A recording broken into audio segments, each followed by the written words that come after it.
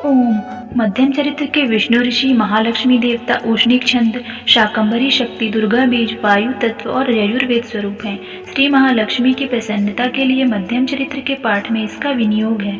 मैं कमल के आसन पर बैठी हुई प्रसन्न मुख वाली महिषासुर मर्दिनी भगवती महालक्ष्मी का भजन करता हूँ, जो अपने हाथों में अक्षमाला, फरसा, गदा, बाण, वज्र, पद्म, धनुष, कुंडिका, दंड, शक्ति, खड्ग, ढाल, शंख, घंटा, मधुपात्र, शूल, पाश और चक्र धारण करती हैं। ऋषि कहते हैं, पूर्व काल में देवताओं और असुरों में पूरे 100 वर्षों तक घोर संग्राम हुआ था। उसमें असुरों का स्वामी महिषासुर था और देवताओं के नायक इंद्र थे। उस युद्ध में देवताओं की सेना महाबली असुरों से परास्त हो गई। संपूर्ण देवताओं को जीतकर महिषासुर इंद्र बन बैठा। तब पराजित देवता प्रजापति ब्रह्मा जी को आगे करके उस स्थान पर गए जहाँ भगवान शंकर और विष्णु विराजमान थे। देवताओं ने महिषासुर के पराक्रम तथा अपनी पराजय का यथावत वृत्तांत उन दोनों देवेश्वरों से विस्तार पूर्वक कह सुनाया। वे बोले, भगवान, महिषासुर सूर्य, इंद्र, अग्नि, वायु, चंद्रमा, यम, वरुण तथा अन्य देवताओं के भी अधिकार छीन स्वयं ही सबका अधिष्ठाता बन बैठा है। उस दुरात्मा महिष ने समस्त देवताओं को स्वर्ग से निकाल दिया है। अब वे मनुष्यों की भांति पृथ्वी पर विचरते हैं। दैत्यों की यह सारी करतूत हमने आप लोगों से कह सुनाई। अब हम आपकी ही शरण में आए हैं। उसके वध के कोई उपाय सोचिए। इस प्रकार देवताओं के वचन सुनकर भगवान विष्णु और शिव ने दैत्यों पर बड़ा क्रोध किया। उनकी भौहें तन गई और मुंह टेढ़ा हो गया। तब अत्यंत कोप में भरे हुए चक्रपाणी श्री विष्णु के मुख से एक महान तेज प्रकट हुआ। इसी प्रकार ब्रह्मा, शंकर तथा इंद्र आदि अन्य देवताओं के शरीर से भी बड़ा भारी तेज निकला। वह सब मिलकर एक हो गया। महान तेज का वह पुंज जाज्वल्यमान पर्वत सा जान पड़ा। देवताओं ने देखा, वहां उसकी ज्वालाएं संपूर्ण दिशाओं में व्याप्त हो रही थी। संपूर्ण देवताओं के शरीर से प्रकट हुए उस तेज की कहीं तुलना नहीं थी। एकत्रित होने पर वह एक नारी के रूप में परिणित हो गया और अपने प्रकाश से तीनों लोकों में व्याप्त जान पड़ा। भगवान शंकर का जो तेज था, उससे उस देवी का मुख प्रकट हुआ। यमराज के तेज से उसके सिर में बाल निकल आए। श्री विष्णु भगवान के तेज से उसमें भुजाएं उत्पन्न हुई। चंद्रमा के तेज से दोनों स्तनों का और इंद्र के तेज से मध्य भाग का प्रादुर्भाव हुआ। वरुण के तेज से जंघा और पिंडली तथा पृथ्वी के तेज से नितंब भाग प्रकट हुआ। ब्रह्मा के तेज से दोनों चरण और सूर्य के तेज से उसकी अंगुलियां हुई। वसुओं के तेज से हाथों की अंगुलियां हुई और कुबेर के तेज से नासिका प्रकट हुई। उस देवी के दांत प्रजापति के तेज से और तीनों नेत्र अग्नि के तेज से प्रकट हुए। उसकी भौहें संध्या के तथा कान वायु के तेज से उत्पन्न हुए। इसी प्रकार अन्य देवताओं के तेज से भी उस कल्याणमयी देवी का आविर्भाव हुआ।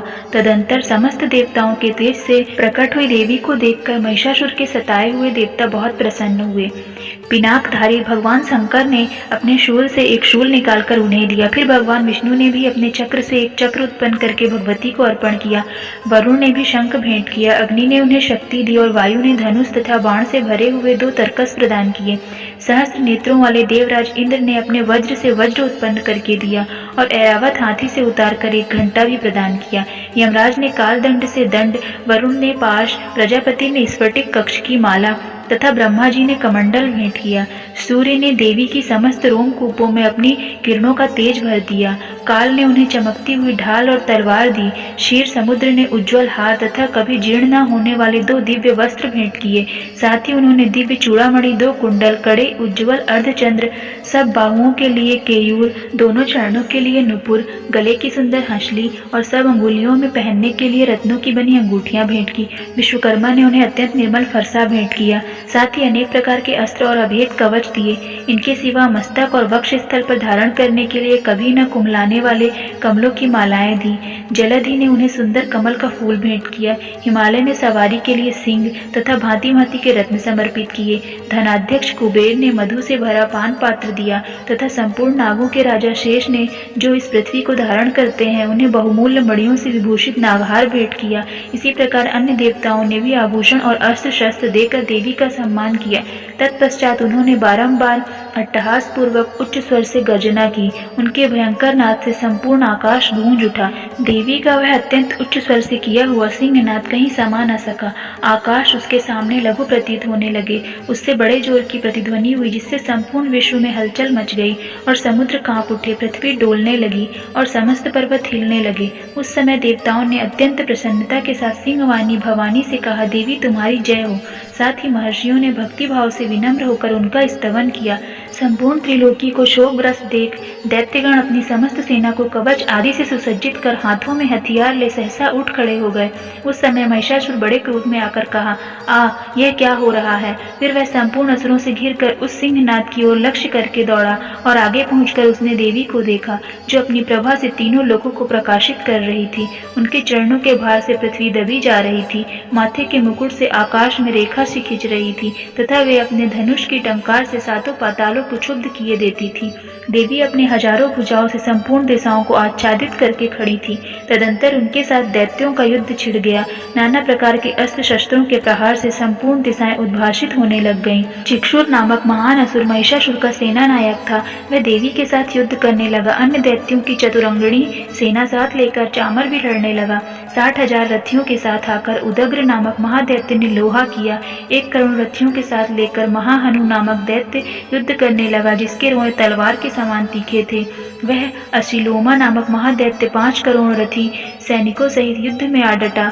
60 लाख रथियों से घिरा हुआ बाष्कल नामक दैत्य भी उस युद्ध में लड़ने लगा। परिवारित नामक राक्षस हाथी सवार और घुड़सवारों के अनेक दलों तथा 1 करोड़ रथियों की सेना लेकर युद्ध करने लगा। बिडाल नामक दैत्य 5 अरब रथियों से घिरकर लोहा लेने लगा। इनके अतिरिक्त और भी हजारों महादैत्य रथ, हाथी और घोड़ों की सेना साथ लेकर वहां देवी के साथ युद्ध करने लगे।